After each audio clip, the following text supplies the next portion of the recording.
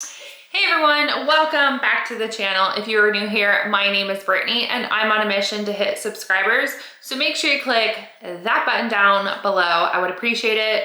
So we are going to be working on kind of like the expiring viral side bow.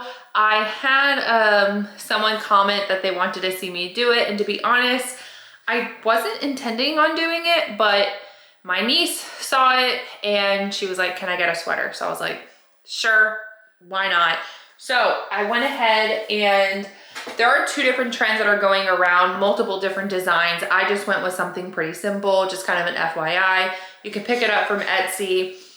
I can link the one that I purchased down below, but I did end up getting a sweater because that's what she wanted. So we just got the Gildan. I believe this is, unfortunately, I don't know. Normally I get the 18,000, but again, this is just from the regular Hobby Lobby. I was just trying to grab one quickly. And then we ended up grabbing this particular fabric. So this was the one she picked out. That was like Christmas-esque, has, you know, a bit of all colors going on. And she gave me the freedom of what thread color to use. So I think I'm just gonna go with green since we are working with a red sweater. I figured it'd help pop everything out. But actually, instead of doing thread, others are doing it with glitter vinyl, which is also really cool. I'm not gonna lie, I actually did do it, so I'll go ahead and pop the photo up here. Another customer did ask for it, so obviously it is a going trend, but we're going to be working on this one particularly. I also did have to order specific scissors for it. I don't know if it's necessarily a requirement, but because we are working through like cutting material, which I'm not used to doing. And normally I'm just used to just cutting through like fabric, because this is kind of like an applique, think of it like that. So I did end up buying new scissors, which we will show those here in a minute, but let's go ahead, get everything hooped up, and we'll get over to the machine. So for this project, I actually am using, I believe this is my 7.25 hoop. Yep, my 7.25 hoop, in case you guys are curious, for Mighty Hoop. If you want to pick these up, I do have free shipping down below. If you want to click and use my affiliate link, I would appreciate it. It's just my, I guess my business name, Designpress. I do also see other creators using the 5.5 in case, or you guys are interested, you can also do this one. The thing is the reason I guess I don't use this one is because I have this. But otherwise I would just use this and make the bow a little bit smaller. The reason I'm mentioning that is because you have to have enough room with the product pushed up in order to get in to cut. So I'll show you that here in a second. Also, I am just going to be using a double up tearaway. So we did go ahead, get that all done. So let's here. And then obviously when it comes to hooping it, as you can only imagine, we need to do it on the side. Now, the thing is that a lot of people are technically, what are they doing? People are using pre-printed out images of the bow that they will be using. Unfortunately, I don't have a printer. So that's not even a realm of an option for me. So everything that we do here, it's all gonna be by our fancy eyeballs. So I'm just gonna go ahead, stick this backing in. And of course, as you may see, hopefully you do, there is a slight line. Also, this I can use as my center point, which is awesome. Love that. Makes things in life a little bit easier. And again, like I said, I am leaving space in order to allow me to get in with my scissors to cut, because obviously we do have to expose the bottom in order to get in there.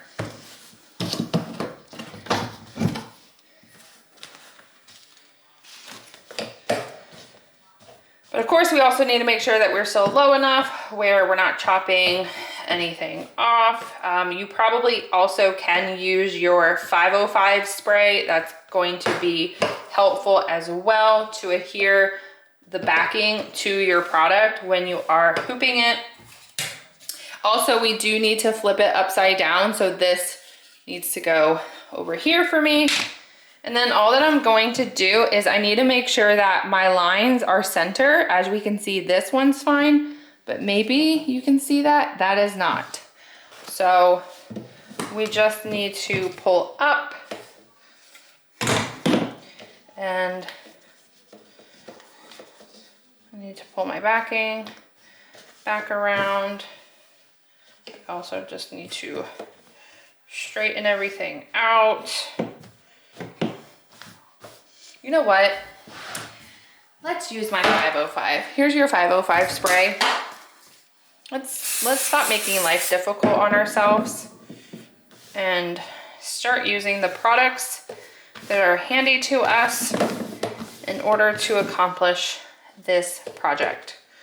All right, so again, I'm just gonna slowly, all right, so that's much better. I just don't know, I think I need to pull my sweater down because again, I don't have a printout, so that's kind of like the bummer part where I cannot eyeball exactly how much room I need. I can't figure that out until I frame it. Okay. All right, and again, I think that's way better. I'm just, as you guys can see, that is bunching right here. I did spray it, but still, I'll just go ahead and pull it. It's just kind of awkward because again, this is flap is just open and up and it's not tightly secured like we would normally have to do. So it is just awkward. All right, so there we are. So as you guys see, I just selected my D hoop, which sometimes I actually do select my D hoop for my 5x5s, just an FYI. So as you guys can see, this is just fine. The C hoop is the one that actually did not fit. That was way too small. I also need to flip it upside down and I need to select my color, which I think we agreed with green, correct? That is number 14. And again, basically we're gonna have our first trace out, our fabric, and then our final trace out, in case you're curious why it's gonna be running 3 times. Also too, we need to select auto manual. That's already selected from a last project that I did. When it comes to applique, especially on your Ricoma, auto manual, so it stops in between each one of these sets, in case you're curious what that does. So I'm just gonna go ahead and check the bobbin.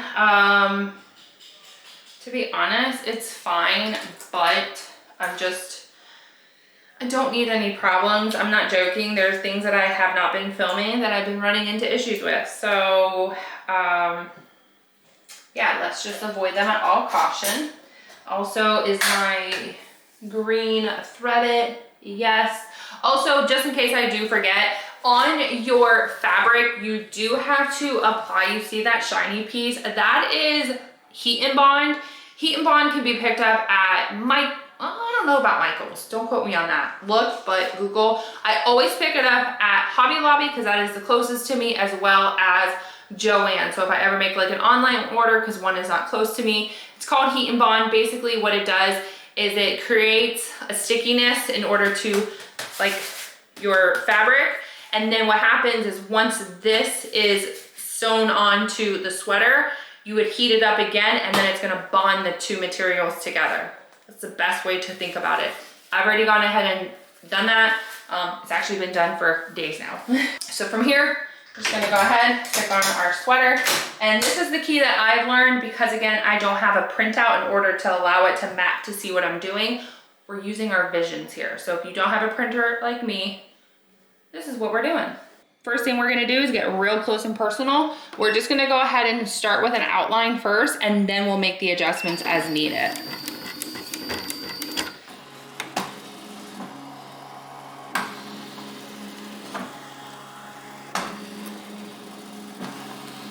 Okay, so one thing is she's definitely not centered, so we need to center her. I'm gonna move you over, because this is where you're gonna be able to see more towards the back here. So what I've learned is when it just did its trace out, it just grazed the back of the sweater. You actually want the needle to go slightly past the sweater. At least this is what I have found. Guys, I've already done another one. Obviously you have to do double side, so it does work. So I will go ahead, drop it down ever so slightly. Actually, because I did that, I do have to change my hoop size, so bear with me. So I guess we are not using our D, we have to use our E. It's not ideal, but again, it's not gonna make or break us. It's fine, I promise. So let's go ahead, frame her on out. And now you're gonna see where she does come kind of more towards off the back of it, because again, if we don't, it's going to not hang off or hit the edge. Now I have seen it to where some people will start it almost up here and then they'll leave this. I don't care for that look. That's just me. Maybe there's a reason they do that. Maybe this is harder to cut than I'm realizing because this is the first sweater that I'm doing. But again, I'm gonna do the trace out and I want you guys to look how close I am to the edge.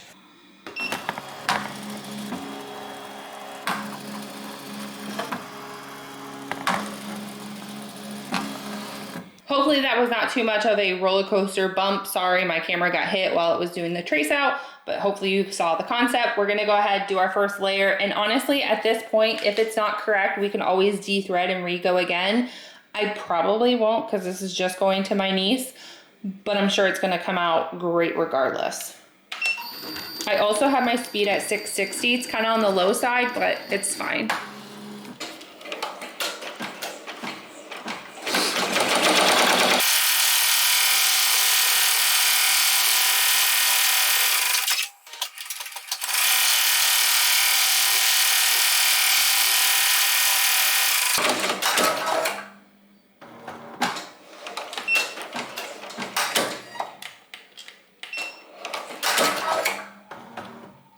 So don't ask me why, but I have it on auto manual and maybe I kept it in, maybe I didn't, but it just did 2 rounds of a first stitch and it's trying to go around for a 3rd stitch. I'm not quite sure why it's set up that way with the Etsy purchase. It's kind of stupid in my personal opinion. So I am going to speed past this 3rd lay down stitch. Basically, if you go over to your machine, you see where it says stop. If you select it and it says, this is fast low, fast high, and then don't know. So don't ask me, but I go fast low and basically it's going to allow it to just go slowly and outline it without physically stitching down. Watch. So see how the machine is moving? It's thinking that it's stitching, but it's not.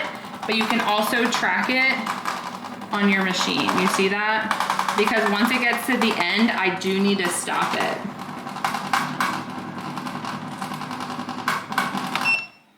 Now it looks like it's doing a 4th stitch out. So we're gonna continue. Maybe I'm losing my marbles.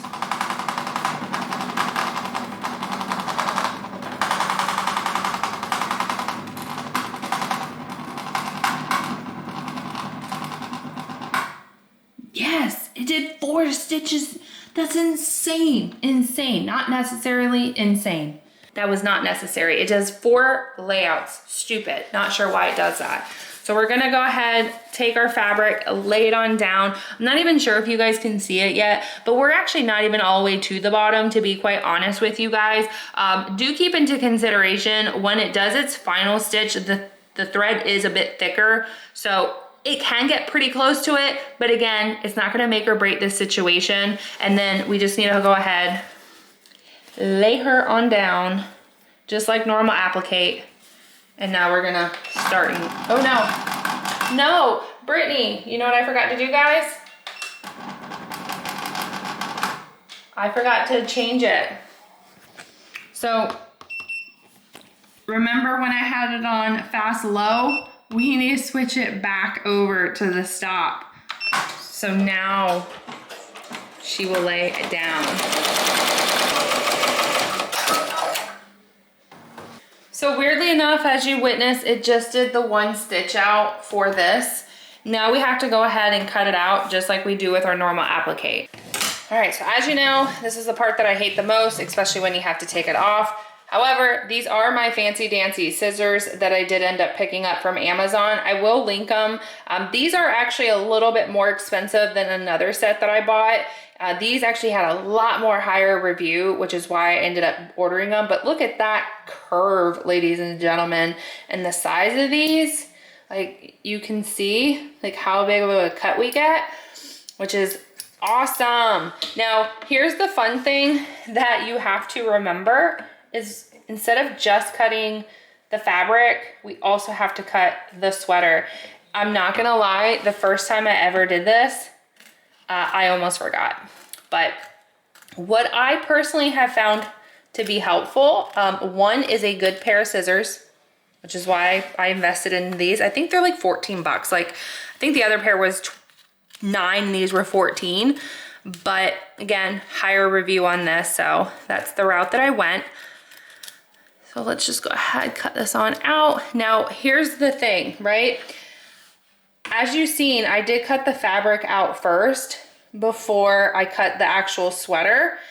This is what I found to be helpful. I kind of pull on the sweater a little bit, and as you guys hopefully can see, it creates like these, like the grids in the sweater become more noticeable.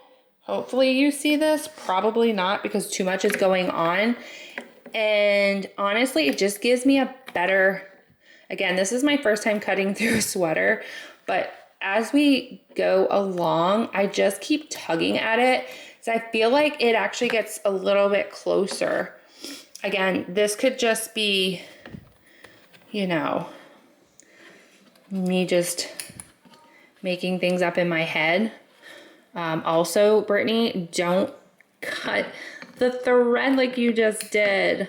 Okay, not gonna lie, this is way harder than a t-shirt.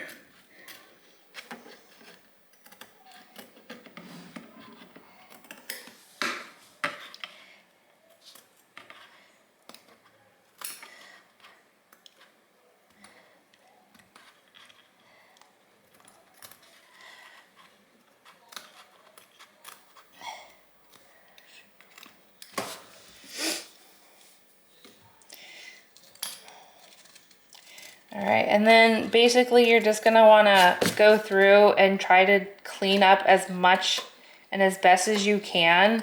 So when it does its final lay down, you're not having as much of it show. I don't actually cut out the bows, in case you're curious. I will cut the fabric, but not actual like in between the bows. My husband thought that I should.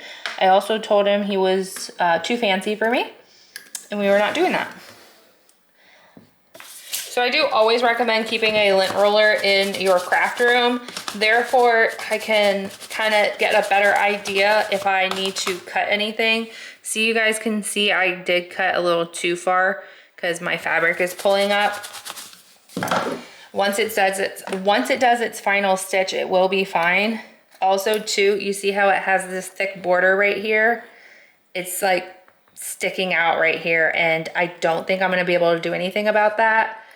I have seen a bunch of people where they do have fabric that will pop through. Unfortunately, you are going to possibly run into that.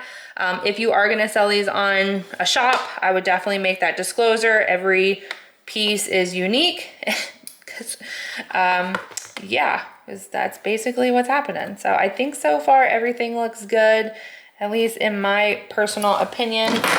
Just gonna go ahead, run this over one last time, and let's get back on the machine. I'm gonna go ahead, stick her back on, make sure that our sweater did not get stuck on the other side, and we're just gonna hit start and go.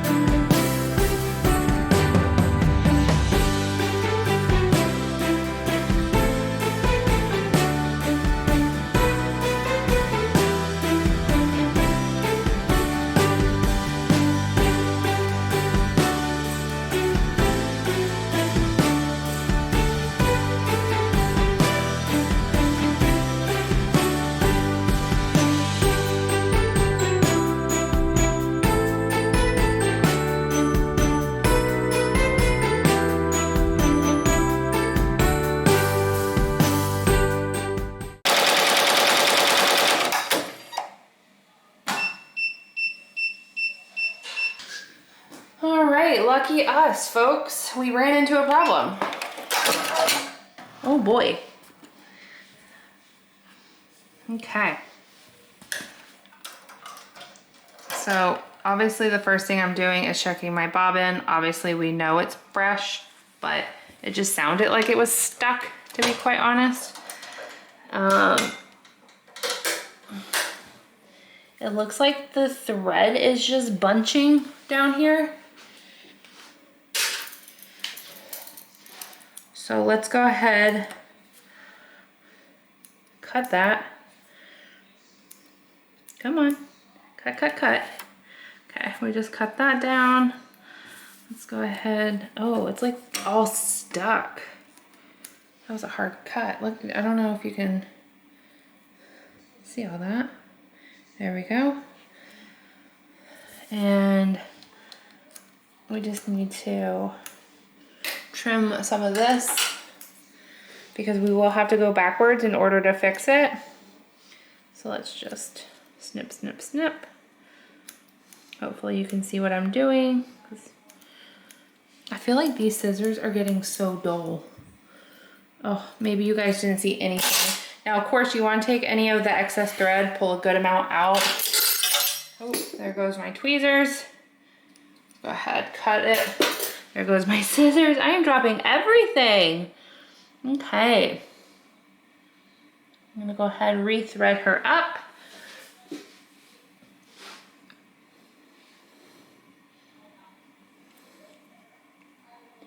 Now, what I have found to be super cool, so dorky, but see how I just re-threaded it and now I have like this excess over here?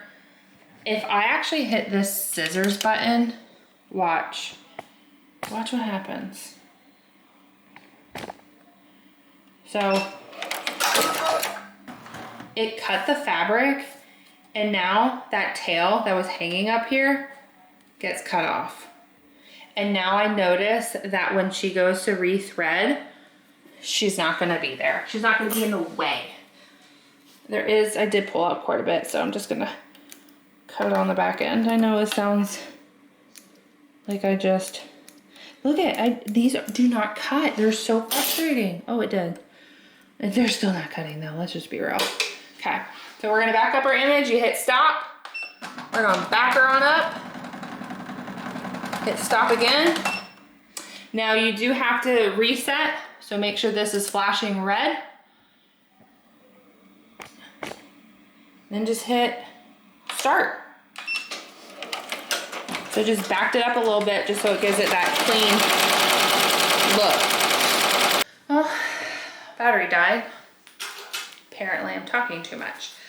So I'm just actually going on the other side of the bow real quick. We're just cleaning it up.